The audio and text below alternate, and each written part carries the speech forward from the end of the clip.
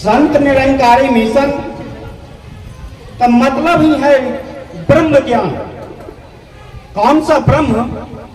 वो ब्रह्म जो अजन्मा है, अछेद है, अभेद है, अनंत है, अथाह है, असीम है, युगातन है, सनातन है, पुरातन है, न आता है, न जाता है, न जन्म है, न मृत्यु है, अमर है, निर्विकार है और निरंकार है। भाई साहब प्रभाकर जी ये कृपा कर रहे हैं और उसके बाद दास निवेदन करेगा रोशन जी के चरणों में जो समस्तीपुर से चल के आए हुए हैं, ये भी एक गीत की कृपा करेंगे।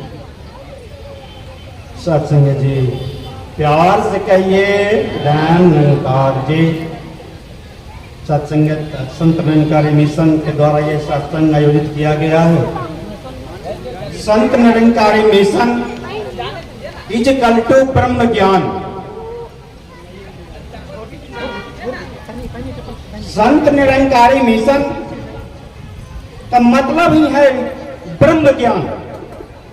कौन सा ब्रह्म?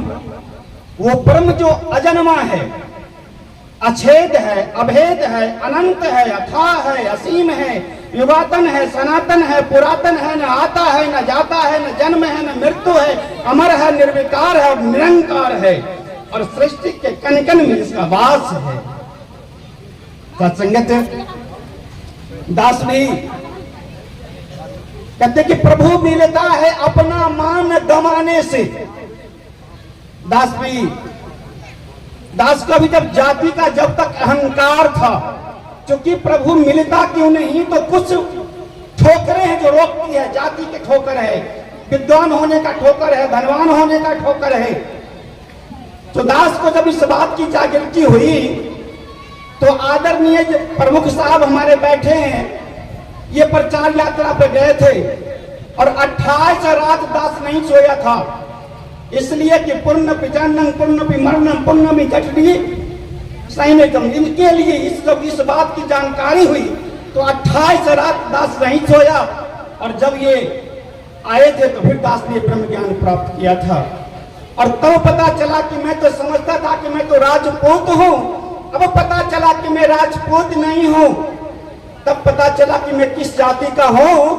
तो संतों ने कहा कि दमुली कसाई कुर्बी नाई धोबी दर्जी अहेरी ना हार हूं, लोगा छुपी कोला जोगी हेला हलवाई नहीं जात बामन वो बनिया कलाली दीमर चमार में बिहार चोर में कार हूं।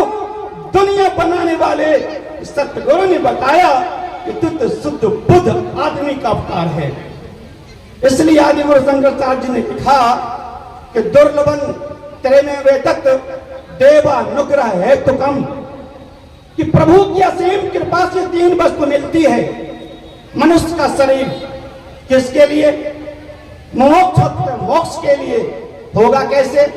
महापुरुष संश्रया, इस महापुरुष के संग आने से।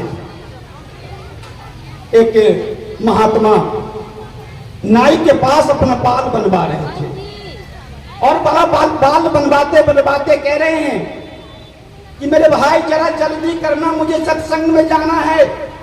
वो नाई कहते हैं सत्संग में क्या होता है? कह रहे वहां एक सीधा सीधी बात, प्रभु का दर्शन हुआ है।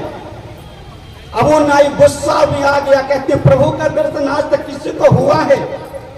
जिसको होगा वो जल जाएगा। अब वो महात्मा बड़ा चेतन चुपचाप चल दिया, कहा कैसे उत्तर कैसे दूं? जैसे गांव में आया देखा कि एक इंसान बैठा हुआ, उसके बाल बड़ी बढ़िया दाढ़ी बढ़ा हुआ है, पकड़ा उसका हाथ और लेके चल दिया उस नाई के पास। कहते हैं देखो ये तेरा ग्रामीण है, इसके इतने बाल बढ़े हुए हैं, क्या इसका बाल भी नहीं बना सकता था? इसका दाढ़ी नहीं बना सकता था? इसमें सुंदरता आ जाता? नाई कहता है इस महात्मा से कि पूछ इससे, ये मेरा ग्रामीण है लेकिन इससे पूछो क्या कभी मेरे पास ही आया? अगर ये मेरे पास आ गया होता तो मैं अवश्य इसका दाढ़ी बाल बना दिया होता। महात्मा ने कहा कि बस यही बात मुझे कहना था कि तू किस बात पे गुस्सा कर रहा था। तू भी अगर सतगुरु के पास चला गया होता, इस प्रभु का दर्शन हो गया होता, दर्शन हो गया होता, दर्शन हो गया होता। बस इतनी सी बात कही जा रही है, इसे जितनी प्रकार से कहा जाए। बहुत सारे संत महात्मा बैठे हैं। ये जो मौका है मानव जीवन जो मिला है, ये बड़ी ही अमोलक है। इस अमोलक जीवन को यूं ही न बिता दे।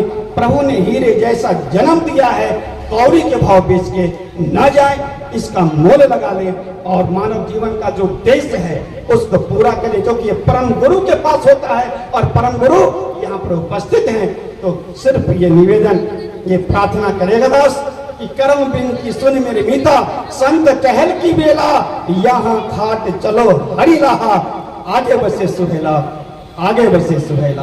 प्यार से कहिए दान निरंकार जी और शासन जी जैसा दास निवेदन कर चुका है। परम पूज्य भाई साहब रोशन जी एक भजन के द्वारा